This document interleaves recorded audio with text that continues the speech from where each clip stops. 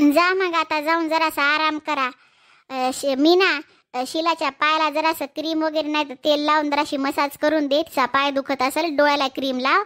आणि संध्याकाळच्या जेवायच्या टायमाला या इथं सगळेजण बाहेर बसून आज रात्रीचं जेवण करू ता. आणि मग जाऊ ता सकाळी जरा लवकर निघायचं आहे आपल्याला. तर जसं बोलवलं तसं या लवकर लवकर. पोरी भा जाऊन करा आराम वगैरे तोपर्यंत. आम्ही पण आता बसतो थोडंसं इथं.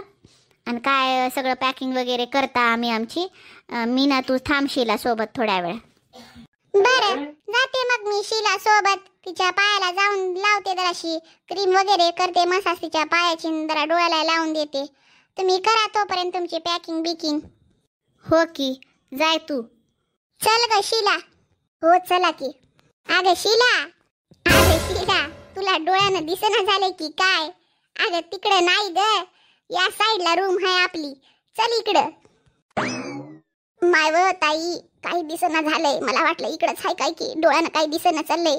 एका लागले डोळ्याला मात्र दुसरा उघडता येईना झालाय. ते उघडला की डोळ्याला सारखं पाणी यायलंय माझ्या.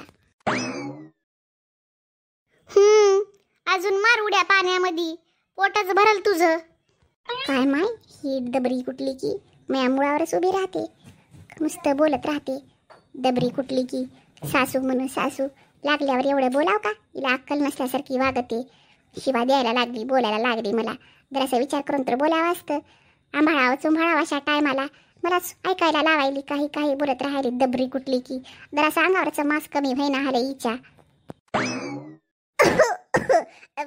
शिला चल बाळा चल तिकडं.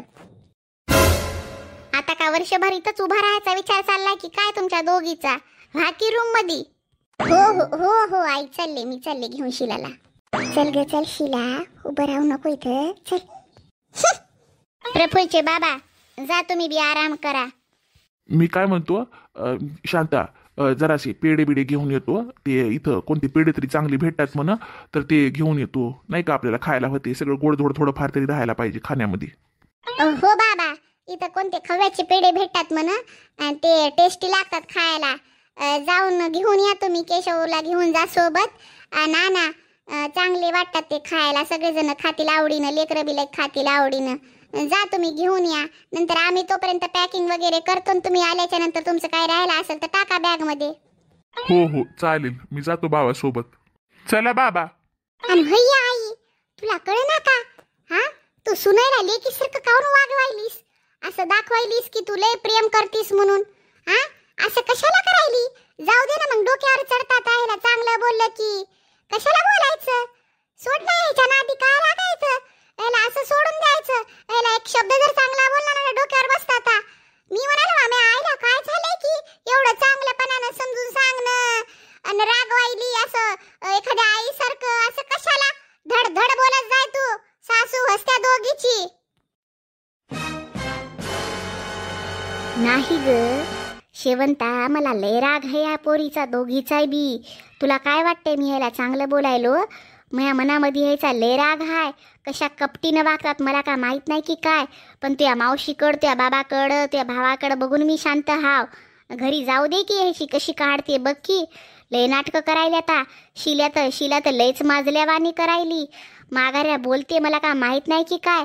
मिनी वरचढ झाली आता. मिनी पहिले बोलत नव्हती मात्र या शिरीकडे बघू बघू बोलायला शिकली बघ. आता हिची दाखवतो बघ की. आता इथं काही म्हणा ना बाहेर आलो आपण फिरायला. घरी गेलं की बघ की ह्याची कशी काढते ती. हो माय तरी म्हणलं माझ्या आईमध्ये एवढा बदल कसा झाला ते. एवढं तू बोलत नव्हतीस म्हणलं चांगलं. आणि आता अचानकच एवढं कसं काय बोलायली गड्या म्हणलं. मग आता मला वाटलं मावशी हाय म्हणूनच तू असं वागायलीस काय की. कारण बाबाला आणि भावाला कुठं भीतीस तू? तुझ्या मनात असलं ते फडफड बोलून मोकळी होतीस.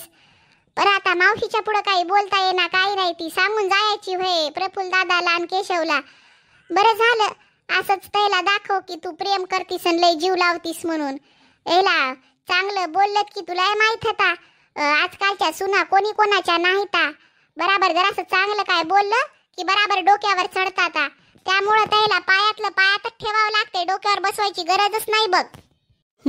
आता कसं समजलं बघ. याला याच्या सगळ्याच्या पुढं असंच बोलावं लागतंय. नाहीतर मग कसं प्रफुल्लच्या आणि केशवच्या नजरेमध्ये मी जर हे झाले ना, चुकले ना, तर मग त्याला वाटते आईच खराब आहे काय की. आता कसं केशव आणि प्रफुल्ल कसे माझ्याकडून व्यवस्थित बोलतात, त्याच्या पुढं पुढं असंच बोलावं लागतंय. थोडंसं वाकडं बोललं ना, आता दोघी बी लई चाप्टर झाल्यात, चंट झाल्यात, दोघीला लई कळायला लागलंय. आणि त्याच्यामुळं त्या दोघीनं जर कानं भरवले ना, तर तुला आणि मला बराबर बोलणार नाहीत पोरं. त्यासाठी ना त्याला असं सांगावं लागणार आहे. बरं ते जाऊ दे, आता जा, आता आराम वगैरे करायचं तर कर, नाही तर मग पॅकिंग वगैरे करून घे. आणि 8:30-9च्या दरम्यान जेवायला येऊ तर खाली आपण सगळेजण. आणि जेवण खावण केलं की मग संध्याकाळी झोपलं की सकाळी जरा लवकर उठून नाश्ता बिष्टा करू तर जाऊता. मग वेरुळ अजिंठाच्या लेण्या वगैरे सगळं बघता येते.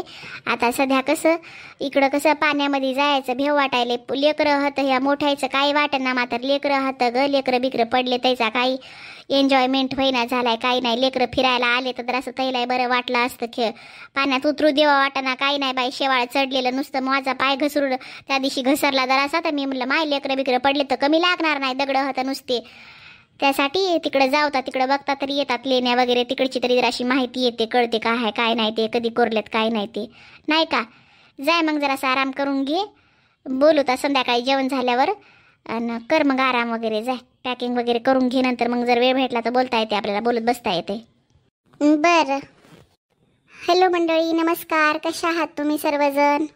आशा आहे की तुम्ही सर्वजण सगळे चांगलेच असणार. काळजी घ्या सर्वजण. आता उन्हाळ्याचे दिवस चालू होत आहेत आणि गरमीमध्ये म्हटलं तर खूपच अवघड असतं. मला तर गरमीचा खूप त्रास होतो आणि मला हे डबिंग आणि रेकॉर्डिंग वगैरे करायची म्हटलं तर मला गरमीतच फॅन बंद करून करावे लागते. त्यामुळे मला सपोर्ट करा मित्रांनो, मंडळी तुम्ही सगळेजण मिळून सपोर्ट करा. माझे सबस्क्राईब वाढत नाही आहेत, माझे सबस्क्राईब करा, माझ्या व्हिडिओला लाईक करा आणि शेअर करा. माझे व्हिडिओ घरगुती आणि छान असतात, तुम्हाला बघायला आणि ऐकायला खूप छान वाटेल. त्यामुळे मला सपोर्ट करा प्लीज.